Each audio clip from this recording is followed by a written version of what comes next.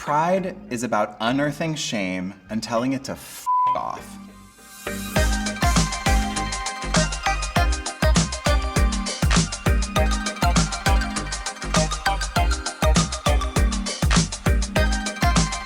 My name is Jacob Tobia. I am the author of Sissy, a coming-of-gender story, and I'm a writer, producer, and all-around trans weirdo. My work is all about what it means to overcome cultures of shame, what it means to learn to own your gender in a world that told you it was wrong. My work is about reclamation, and I think that's such an important component of Pride. You know, Pride is often kind of treated as this word of like, oh, you just celebrate. But for me, Pride is the opposite of shame. It's about overcoming shame that was put into our lives against our consent, about who we are arbitrarily, and learning to really own and celebrate that. Coming out was interesting for me because it taught me that the work's never done.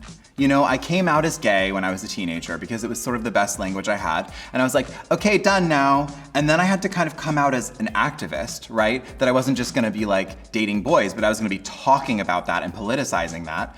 And then I had to come out as like gender weird, but didn't quite have the language for it. And then was like, okay, I'm gender queer. And then was like, which also means I'm trans. And then I was like, well, which also means I'm non-binary, because now that word's more popular. And then also gender non-conforming works. And what I've learned throughout that process is that coming out is less like a one-time ordeal and more like building a cake. You don't quite know how many layers you're gonna find, and the more layers you get, the better.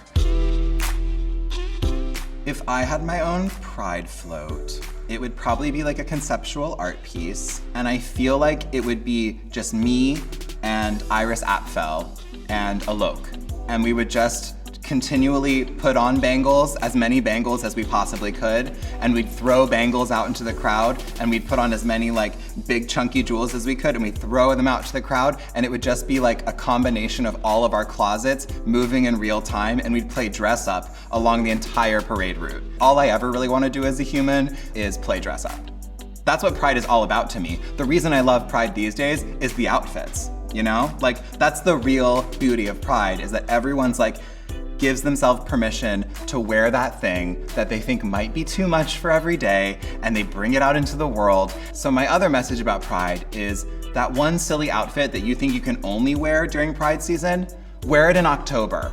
You know, wear it in February, I dare you.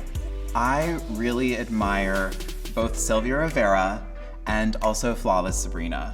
Both of them were trans elders who really led the fight and were visible and powerful gender nonconforming people at a time when that was not nearly as easy as it is today. You know, every time I am able to put on a dress and feel any modicum of safety, anytime I'm able to put on lipstick and feel like I'm gonna be able to get from point A to point B safely, I thank the universe for Flawless Sabrina and Sylvia Rivera.